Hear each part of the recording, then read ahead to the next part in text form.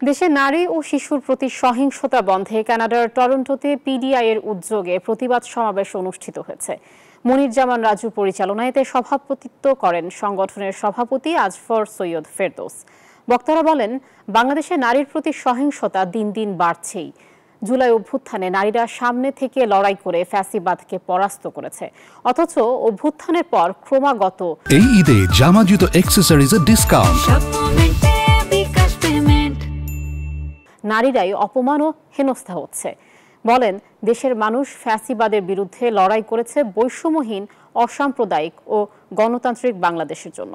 সমাবেশে বক্তব্য রাখেন সংস্কৃতি কর্মী ফারজানা চৌধুরী বিন্দু, সাবিতা সোমানি, ব্যারিস্টার নুসরাত জাহান, রওশন জাহান উর্মি, আসিফ চৌধুরী সহ অনেকে।